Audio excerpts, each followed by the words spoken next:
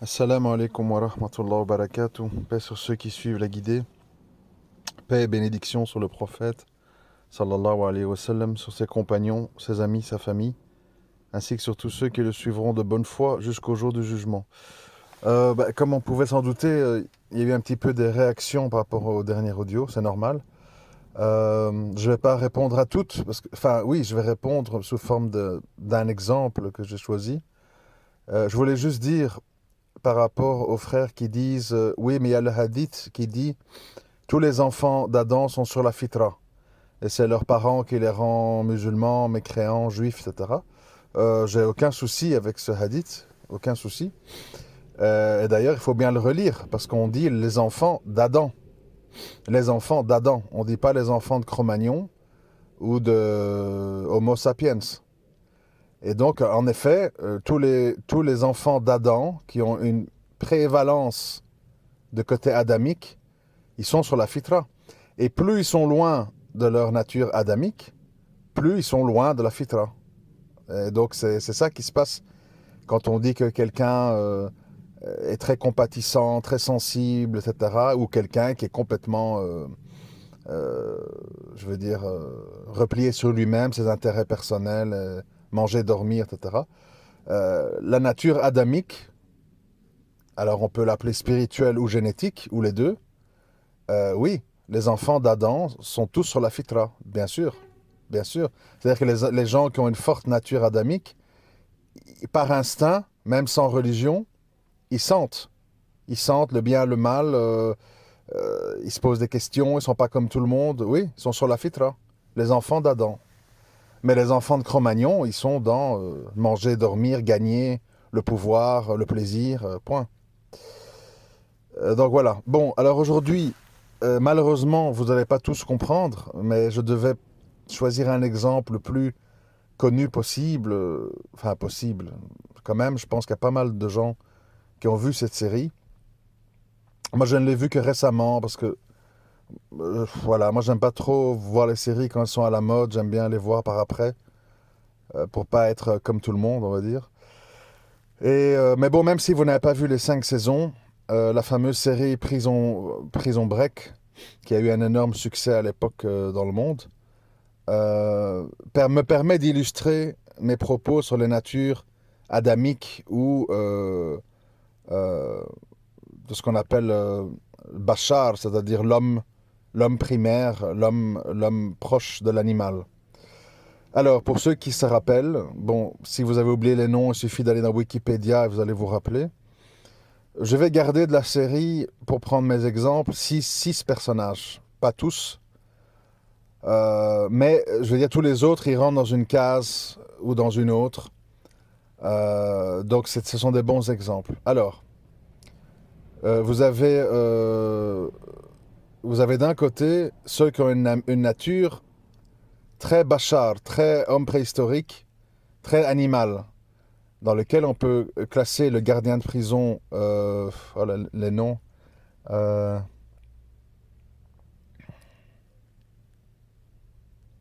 oui, j'ai été vérifié. Le sergent Bellic et le criminel prisonnier qui est T-Bag. Donc T-Bag et Bellic, pour ceux qui se rappellent ou ceux qui voient de qui je parle, ce sont, selon moi, des natures très primaires, très animales, très loin de la fitra et loin de nature adamique, qui sont complètement prisonniers en fait de leurs instincts, leurs amertumes, leurs blessures. Parce que vous savez, on va toujours dire, si on parle de ces deux gars-là, par exemple, on dit oui, bon, Bellic, il est comme ça, parce il a raté son examen, 5 fois son examen pour être policier, alors il est devenu gardien de prison par dépit, donc il est amer. Et quant à T-Bag, il a été abusé par son père quand il était petit, ce qui fait que il est devenu lui-même abuseur, violeur, pédophile, etc.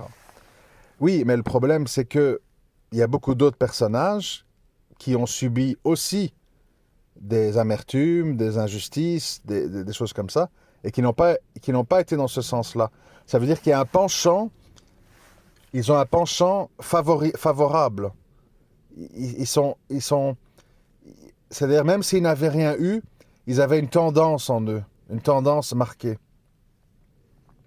Ensuite, dans le secteur que moi j'appelle moitié-moitié, c'est-à-dire moitié adamique, moitié bachar animal, euh, on a le frère de Scofield, qui est un petit escroc, un petit délinquant, etc. J'ai oublié son prénom, donc je vais dire le frère de Scofield. Et Sucre, qui est donc le portoricain, bon, le seul métis de la série, je crois, donc on voit qui c'est. Eux, c'est quoi en fait? Ben, c'est moitié-moitié, c'est à peu près la majorité des êtres humains. La majorité des êtres humains ne sont pas des pédophiles, ne sont pas des gardiens de prison sans pitié. Les gens sont plutôt moitié-moitié, moitié adamique, moitié animalesque. Et c'est comme Sucre, le frère de Scofield. Alors c'est quoi? Ben, c'est des gens, voilà, ils font leur petite magouille, mais en même temps, ils sont quand même, ils donnent de l'importance à l'amitié. Ils sentent qu'il y a une justice, même s'ils n'y arrivent pas toujours. Ils voudraient bien faire, mais ils sont un petit peu victimes de leur passion. Mais ils se rattrapent. Ils s'attachent à leurs enfants. Voilà, un peu ce côté, euh, je suis ni ceci, ni cela. Ils naviguent entre les deux. Euh, et ça, selon moi, c'est la majeure partie de l'humanité. C'est des gens, je veux dire, les deux extrêmes, le côté animal ou adamique, sont minoritaires et les gens moitié-moitié sont majoritaires. La majorité des gens, on voit bien, ils sont un peu de mentalité de suiveurs, mais en même temps, ils ont un petit côté humain, comme on dit, humaniste, droit de l'homme. Ils n'aiment pas voir un animal souffrir. Ah, les pauvres, on va envoyer de l'argent à Téléthon, Télévie. On va... J'ai fait un chèque à l'UNICEF, mais en même temps, ceci, je trie mes déchets. C'est-à-dire, à côté, je me soucie, mais je suis limité, quoi. Je ne peux pas faire plus. Je suis juste au-dessus du bachar animal. Je suis, voilà, un animal très évolué, avec quand même un sens adamique en moi, mais très étouffé et limité par mon côté animal, qui me cloisonne à certaines choses. Mes intérêts, mes enfants, ouais, la pauvreté, les enfants qui meurent de faim en Afrique, c'est triste, mais que puis-je faire? Bon, voilà, c'est ce côté-là, un peu, comme tous les gens que vous voyez autour de vous, la plupart des gens, en général.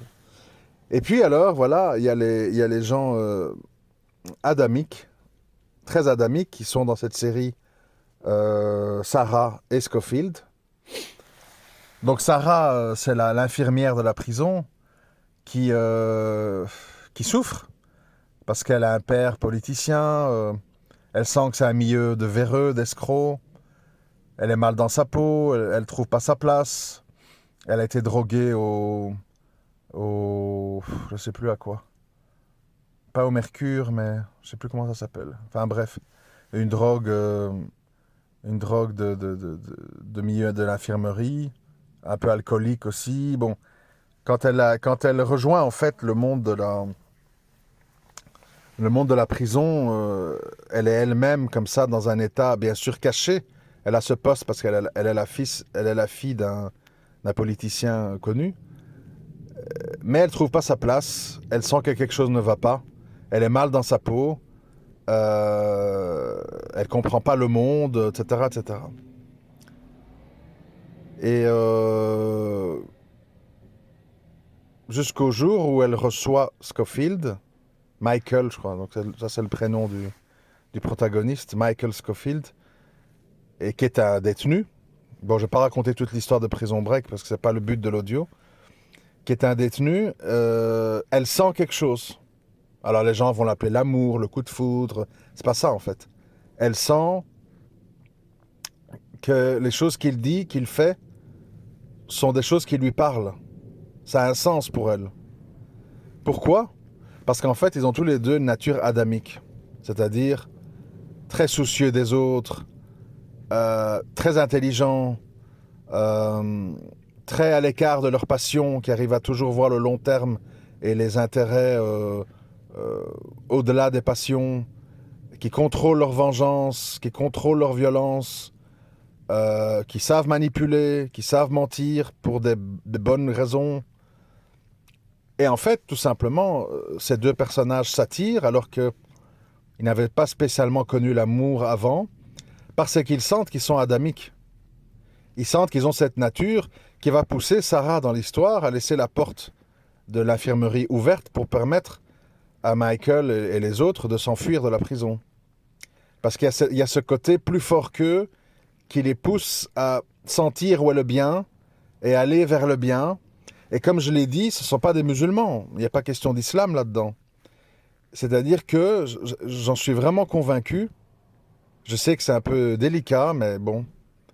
En tout cas, ça doit être débattu. Je pense qu'au-delà des appartenances religieuses, il y a des natures. Et c'est pour ça qu'on dit, je comprends pas les musulmans, pourquoi ils sont comme ça, etc. C'est-à-dire qu'à un moment donné, écoutez, essayez de comprendre. À un moment donné, quand vous avez beaucoup de bachars primaires, type T-Bag et Bellic dans Prison Break, qui sont musulmans, par naissance, par pays, mes parents sont musulmans, ça n'empêche pas qu'ils ont une nature de bachar primaire. Et c'est-à-dire que voilà, c'est comme ça qu'on en vient à croiser des gens qui prient, qui jeûnent, qui lisent le Coran, mais qui sont, comme le prophète sallam l'a dit, des musulmans où la lecture du Coran s'arrête à la gorge et ne pénètre pas le cœur. Parce qu'ils n'en ont pas la capacité psychique et génétique. Ce sont des bachars primaires. Ils n'arrivent pas. Et c'est là qu'on voit des musulmans non compassionnels, qui font le mal, qui s'en foutent, qui manipulent, qui font de la sorcellerie. Ils s'en foutent. Et évidemment, plus on est proche du bachar primaire, plus on est influençable et manipulable par les djinns et les soldats d'Iblis. Bien entendu, parce qu'il y a des brèches sur lesquelles on sait où appuyer. Les passions, la vengeance, la haine, etc. On appuie là-dessus, et donc c'est facile à ce moment-là de ramener l'être humain à moins que rien. On voit bien de nouveau dans Prison Break, T-Bag, il suffit d'une petite tentation, d'une petite occasion pour qu'il tombe. Et il essaye de lutter parce qu'il a quand même un petit instinct en lui, mais il est complètement enseveli. Bellic, par contre, il va arriver à faire prévaloir le bien au bout du bout parce qu'il sait que, comment je vais dire, il a à un moment donné un élan, une étincelle. C'est pour ça qu'il y a le hadith, c'est logique.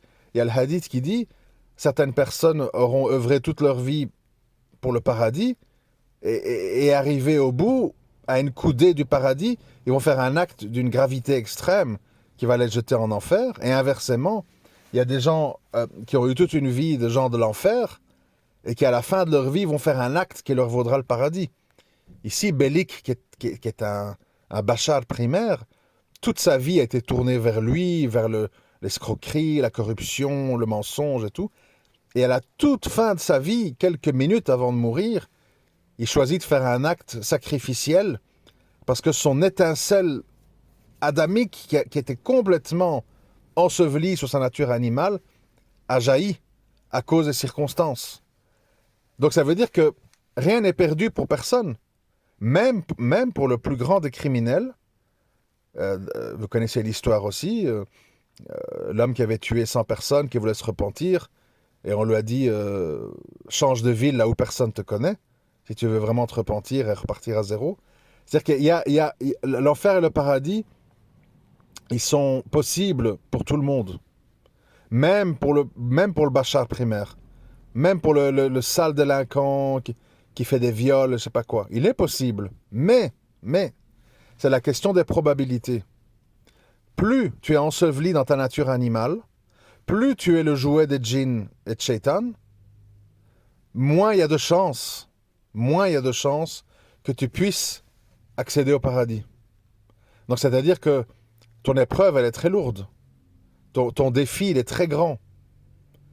Mais inversement, tu peux avoir une personne très adamique, qui est très comment je vais dire, qui est qui a les caractéristiques d'Adam, quoi. Mais qui peut être tenté en fin de vie de trahir sa nature par faiblesse, par lâcheté. Vous savez, il y a beaucoup de gens adamiques qui font parfois des horreurs ou qui sont complices d'horreurs par lâcheté. On peut être bon mais lâche, hein. Et vous avez des gens très bachards, très primaires, très animalesques, qui par courage peuvent à un moment donné être les complices d'un acte de bien. Donc il n'y a pas que... Ici, le but de ce que je raconte depuis hier, là, avec l'autre audio, c'est pas de dire les adamiques, c'est les gens du paradis, les bachards primaires, c'est les gens de l'enfer. Non, seul Allah, il connaît les habitants de l'enfer et du paradis. Je dis simplement que dans nos relations humaines, entre êtres humains, ça joue énormément.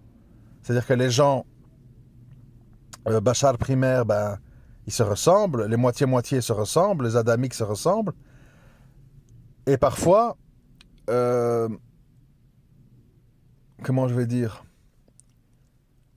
parfois quand vous avez une nature adamique très faible et vous êtes entouré de bachar primaires, ça vous aide évidemment pas à développer votre nature adamique.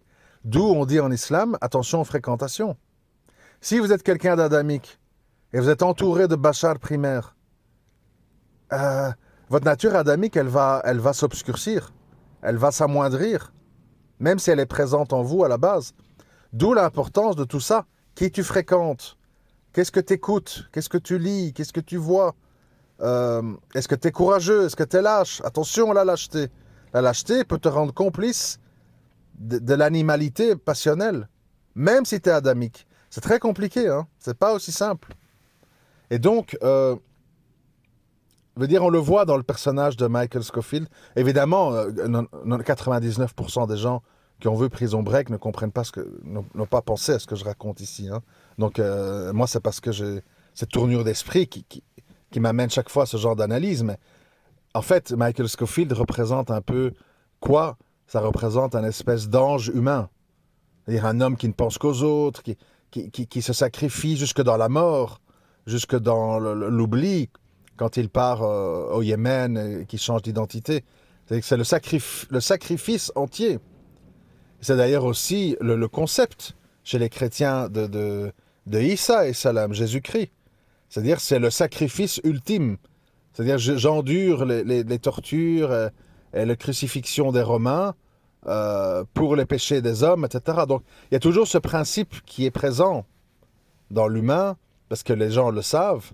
C'est d'ailleurs pour ça que les gens prennent des gens pour héros. Pourquoi vous pensez à un moment donné, tout le monde peut être un héros? Pourquoi les gens à un moment donné, ils prennent des héros, des chanteurs, des politiciens, des rois, des combattants, ou que sais-je? Parce que ce personnage représente leur nature adamique frustrée ou petite ou prisonnière des passions, de lâcheté, et elle est triomphante. Et donc les gens sont en admiration. Ils sentent que quelqu'un qui a fait triompher sa nature adamique est quelqu'un de respectable. Une réflexion que je me suis faite en voyant Prison Break, je me suis dit, tiens, mon passage en prison, il a beaucoup ressemblé à comment Scofield est traité en prison. C'est-à-dire qu'il n'est pas costaud, il n'est pas, comment je veux dire, une terreur de combat ou je sais pas quoi. Il n'est pas sanguinaire, il n'est pas menaçant, mais il dégage de lui une respectabilité qui font que dès que les bachars primaires ou les moyens voient en lui quelqu'un d'intelligent, de profond, de stratégique, qui a des projets, qui a des plans, qui a quelque chose dans la tête, il y a une sorte de respect qui s'installe. C'est un peu comme l'humain avec les animaux. Vous avez une petite dompteuse avec une queue de cheval et un petit bâton dans un cirque qui fait monter des tigres et des lions sur des podiums à lever la patte et tout, alors qu'ils peuvent la déchiqueter en 1000 morceaux.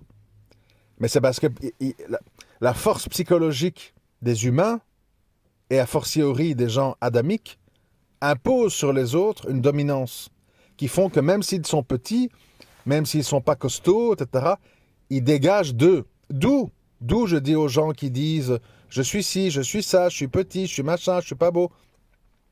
Je dis la seule chose que tu peux faire au-delà d'un peu de sport, mieux te coiffer, mieux t'habiller, bon, des choses comme ça, c'est de développer ta nature adamique, parce que plus tu seras adamique, plus une aura va se dégager de toi, qui sera source de respect, d'admiration et d'attirance.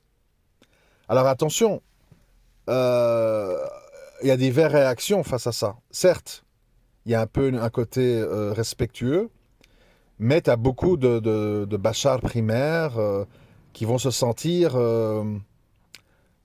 moi, l'ayant vécu, je sais très bien de quoi il s'agit. En fait, les bachars primaires, quand ils sont face à... C'est un peu la relation, ben, on revient à Prison Break, voilà, je viens d'y penser maintenant. C'est un peu la relation entre T-Bag et Michael Scofield, qui sont un peu l'alpha et l'oméga de l'histoire, c'est-à-dire le côté droit et le côté gauche. T-Bag, il a une sorte de haine sordide pour Scofield, parce qu'il sent que Scofield est tout ce qu'il ne sera jamais. Euh, Lui est médiocre, il est balance, il est comme un rat en fait. Hein. T-Bag est comme un rat et Scofield est comme un oiseau. Et donc évidemment, le rat qui voit l'oiseau, il est envieux. Il vole, il est léger, il est beau, il va haut dans le ciel. Moi, je suis là dans les égouts. Voilà, c'est-à-dire que, comme je vous l'ai dit dans l'audio précédent, être adamique, c'est quand même supporter la haine, le mépris et le rabaissement des bachars primaires, et même des gens parfois moitié-moitié. Il faut le savoir, il y a un prix à payer. Mais si vous développez votre côté adamique, vous allez avoir un certain respect et vous allez attirer vers vous les hommes et les femmes eux-mêmes adamiques qui vont se reconnaître en vous. Ils vont dire, ah, lui, il n'est pas comme les autres, il est comme moi. Voilà quelqu'un qui vaut la peine que je fréquente. Moi, vous savez, je ne le dis pas, chaque fois je dois le redire, mais c'est pas grave. Moi, je fréquente pas beaucoup de monde, musulmans ou non musulmans, euh, parce qu'en fait, à un moment donné dans ma vie, j'ai compris que 90% de l'humanité sont des bachars primaires ou des bachars moitié-moitié. Et, et moi, personnellement, ça me fait beaucoup de mal de les fréquenter. Pourquoi? Parce que je sens qu'ils ne me comprennent pas, donc je perds mon temps. Et ce dont ils parlent entre eux ne m'intéresse pas. J'en ai parlé dans un audio, je ne sais plus où il est, hein, bon, 2016, 17, où j'ai appelé ça le monocentrisme. Moi, je ne peux pas parler avec des gens monocentriques. Je ne peux pas rester longtemps. Rester comme ça, autour d'une table. Moi, j'aime bien le basket américain, par exemple, je le suis. Mais je ne peux pas commencer à rester avec des gens qui vont me parler 4, 5, 6 heures de basket. C'est pas possible. Moi, je suis une chaîne sur YouTube qui s'appelle Trash Talk, avec des Français qui analysent les équipes, les machins, etc. Et quand je les vois, entre leurs vidéos, leurs Twitter, le temps qu'ils passent à regarder les matchs, le temps qu'ils passent à lire les Twitter des autres, des journalistes américains, machin, tu te rends compte en fait que 90% de leur temps, c'est le basket. Et ça, moi, je peux pas. Les choses des bachars m'intéressent. La bourse m'intéresse, le basket m'intéresse, la science m'intéresse, les complotistes, en fait, tout m'intéresse. Tout m'intéresse. Mais je ne suis pas capable de m'entourer de gens ou d'être dans des groupes. Moi, j'ai dû supprimer sur Telegram plein de groupes conspirationnistes, parce que les gens, en fait, ne parlent plus que de ça. Et tu as des 200 messages de l'heure à lire. C'est pas possible, non? Moi, j'estime qu'une personnalité adamique, ou qui aimerait être adamique, ou qui veut développer son côté adamique, il est voué ou à la solitude, parce que sinon il y aura l'incompréhension. Comment te permets-tu de parler de ça et pourquoi tu dis ça? Abou, j'aime bien quand tu parles de ça et de ça, mais pas de ça, hein? Pas de ça. Parle un peu de la Syrie, mais ne parle pas des Maghrébins. Voilà, moi j'aime. Voilà, les gens, ils veulent te téléguider, en fait. Ils veulent te dire, ça tu peux parler, ça tu peux pas parler. Ça tu peux t'intéresser, ça tu peux pas t'intéresser. Parce que eux-mêmes sont comme ça. Ils sont monocentriques. Moi, je connais beaucoup de frères. Je ne vise personne. Parce qu'il y en a plusieurs. De ce que je connais d'eux, ils parlent que de juifs, de francs-maçons et de complots. Point. pas des problèmes de la communauté, pas des divers courants de l'islam, pas de la nature humaine, pas des relations hommes-femmes, pas des relations parents-enfants, pas des divorces, pas des mariages, pas des relations avec nos parents. Tout ça ne les intéresse. Et donc, moi, en tant que personnalité qui tend à être le plus complet possible, etc.,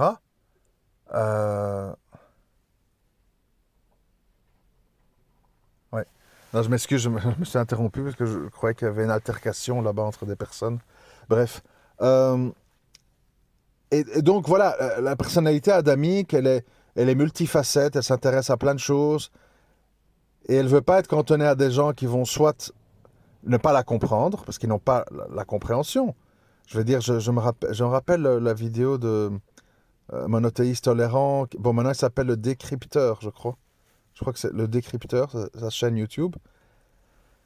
Il disait, quand tu entends voilà, les gens dans le milieu du rap, etc., à la fin, ils émettent des bruits comme des animaux, quoi. C'est-à-dire, c'est devenu des bachars animalesques. Ces gens n'ont pas la faculté de vous comprendre quand vous parlez d'un sujet profond. Et ça par contre, voilà, je m'excuse, je suis un peu dispersé parce que je suis dans la rue, il se passe plein de trucs. Ça, par contre, c'est un élément important. Moi, j'ai perdu énormément je vous assure que c'est très important ce que je vais vous dire pour que vous ne commettiez pas la même erreur que moi. Moi, j'ai perdu énormément d'années dans ma vie, plein d'énergie, des nuits de stress, d'angoisse incroyables, parce que j'ai mis longtemps à admettre les bachars primaires ne peuvent pas te comprendre. J'ai toujours cru, à force d'expliquer, à force de répéter, à force de donner des exemples, à force de se battre, tu vas pouvoir ouvrir les yeux des gens, pas sur la foi, parce que ça c'est Allah, mais sur certains aspects logiques de la vie, des démonstrations logiques. Eh bien, je vous assure que c'est vrai. Je dis pas qu'il faut pas faire des rappels, c'est pas ça, mais je dis ne vous investissez pas sentimentalement et émotionnellement là-dedans, parce que vous allez devenir fou. Vous allez devenir fou. Je répète, un bachar primaire, ou même moitié-moitié, a souvent dans l'incapacité de comprendre ce que vous lui dites. Il ne comprend pas. Si vous parlez à un phoque, à un otari, il ne comprend pas. Ce qu'il comprend, c'est si je claque des pattes, j'ai un poisson dans la bouche. Ça, il comprend. Mais il ne comprend pas ce que vous lui dites. Vous lui faites une blague, il ne comprend pas. Vous lui racontez une histoire, il ne comprend pas. Ni le singe, ni le chien, ni le chat, ni l'orque, ni l'éléphant. C'est tout. C'est des gens c'est des créatures qui fonctionnent par action, réaction, acte, intérêt. C'est tout. Au-delà, ils ne comprennent pas. Ils vont vous regarder, qu'est-ce que tu dis c'est tout, c'est des animaux, je me répète. Et ça, il ne faut pas être têtu. Il ne faut pas être têtu comme moi je l'ai été, parce que ça rend fou, en fait. Ça peut être source d'une très très grande amertume. Moi, je me rappelle, il me vient à l'esprit comme ça, parce que je parle, mais je me rappelle l'imam de la prison, là où j'étais. On voit qu'il était usé par des années de discours et de rappels à des détenus maghrébins comme lui, qui ne comprenaient pas. Ne comprenaient pas. Alors je sais que c'est dur à avouer, parce qu'on dit la Oumma, les musulmans, mais parmi les musulmans, il y a toutes sortes de musulmans. Il y a les hypocrites, il y a les paresseux, il y a les lâches, il y a les gens qui ont compris le din de manière binaire, croyants, mécroyants, paradis, enfer, bien, pas bien, gauche, droite, tout, ils ne comprennent pas le gris. Si tu leur dis gris, ils disent ah ouais, si tu racontes là, je comprends pas, compliqué. Il y a ça, c'est des musulmans. Je ne sais pas comment ils seront jugés, ces musulmans, je ne sais pas. Mais il faut comprendre qu'au-delà de nos appartenances religieuses, il y a des natures. Ce qui va faire qu'il y a un phénomène très étrange, très complexe à gérer. C'est que si vous rencontrez un chrétien ou un New Age ou un bouddhiste adamique comme vous allez constater en fait que vous vous comprenez Et vous savez discuter beaucoup plus qu'avec un bachar animal musulman. D'où l'incompréhension des gens. Je pense à beaucoup de témoignages de sœurs, de frères, même pas mal de sœurs, hein, qui sont un peu intellectuels comme ça, un peu, comment je vais dire, bon, qui sont des musulmanes, mais qui ont lu, qui ont une nature adamique, qui sont très idéalistes, etc. Euh, Ils sont un peu dans l'incapacité de se marier, ou ils passent d'un divorce à l'autre. Euh, ouais, comme, comme moi, par exemple. Parce que, étant donné que la femme ne peut se marier qu'à un musulman, elles ont beaucoup de mal à trouver un musulman adamique. Elles trouvent des petits chefs, elles trouvent des générales, elles trouvent des draris déguisés en musulmans, elles trouvent des délinquants qui enfilent un camis le vendredi et qui disent Mashallah, Inch'Allah, et puis après ils reprennent leurs sales habitudes. Ça, ils trouvent. Mais ils ne trouvent pas beaucoup de musulmans adamiques. C'est ça le problème. Le problème qu'on a aujourd'hui, c'est que la communauté musulmane, elle est peuplée majoritairement de musulmans de type bachar, animalesque ou moitié-moitié. C'est ça la réalité. Et donc les musulmans adamiques sont tous isolés. Au Maroc, en Algérie, en France, en Belgique, on est isolés. Isolés. Parce que les musulmans, quand ils sont à côté de nous, qui prient à côté de nous, ne comprennent même pas ce qu'on dit. Et au contraire, vous allez trouver des gens qui ne sont pas musulmans, mais qui sont adamiques et qui vont vous comprendre. Et peut-être que finalement, c'est eux qui vont être amenés à se convertir et à devenir vraiment des musulmans efficaces et sincères et profonds. C'est très compliqué. C'est compliqué si on ne comprend pas qu'il y a des natures. Il y a des natures intra-race, ethnie et intra-courant religieux. Et donc je ne dis pas qu'il ne faut pas me faire dire ce que je n'ai pas dit. Je ne dis pas que le musulman et la musulmane animalesque n'est pas votre frère et sœur en religion. Je dis juste qu'à un moment donné, réfléchissez sur votre vie. Vous allez devoir prendre une décision. Vous qui vous êtes marié à une Marocaine qui a fait de la sorcellerie, qui vous a manipulé, qui a voulu piquer votre argent, qui vous demande des pensions, et ceci et cela. Oui, elle prie, elle a le voile. Et derrière, quoi? Quoi? Euh, et ça, je pense que c'est un débat tabou chez les musulmans, je vous le dis franchement. C'est le côté, l'étiquette et le récipient. Il y a beaucoup de musulmans de surface, mais jusqu'à quel moment, jusqu'à quel point nous devons les appeler des musulmans? Si on ne comprend pas qu'on a des natures, c'est pour ça que tu peux très bien prier, avoir la barbe et le voile, mais avoir une fitra qui est ensevelie sous les passions. C'est ça qui crée le paradoxe. C'est ça qui crée le malentendu. C'est quand une fitra, des fils d'Adam, est ensevelie plus ou moins de manière importante sous la culture, les habitudes, les passions, le mauvais caractère. Quand il y a tout ça, ça devient difficile. Et rappelez-vous ce que je vous ai dit, hein, je le répète encore une fois. Méfiez-vous de croire que, en tant qu'adamique, en vous adressant à des bachars primaires, vous allez être compris. Hein. Au contraire, on va se moquer de vous. Hein. Qu'est-ce que tu racontes? C'est quoi ce charabia? Quel blabla? Tu casse-tête, va. C'est simple la vie, kofar et croyant, enfer, paradis. Qu'est-ce que tu dis, toi? C'est quoi tout... Ils vont pas comprendre. Ils vont se moquer de vous. Ils vont même faire des mises en garde contre vous. Méfiez-vous de ce frère-là, il est très casse-tête. C'est un peu bizarre, il fait des bidas. Vous allez avoir ça en récompense. C'est comme ça. Même chose dans les couples. Vous allez vouloir avoir une discussion profonde avec toutes sortes d'arguments avec votre femme ou votre mari. Il va dire qu'est-ce que tu racontes? Tu me prends la tête. Allez, vas-y, lâche-moi. Je suis fatigué. Je sais pas, de toute façon. Voilà. Vous aurez fait un blabla, un speech d'une demi-heure, 1 heure pour zéro. Incapacité de comprendre. Blocage. Clapet qui se ferme. Alors là, Si vous vous acharnez, comme moi j'ai pu le faire avec mes parents, avec plein de choses dans ma vie, vous allez perdre un temps précieux et une énergie précieuse dont vous avez besoin pour protéger votre nature à vous.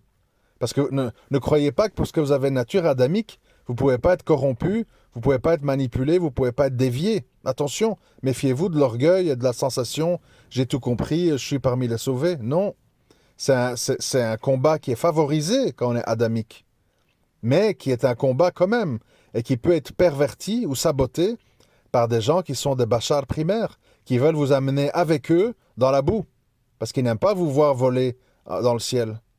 Ça les rend mal à l'aise, jaloux.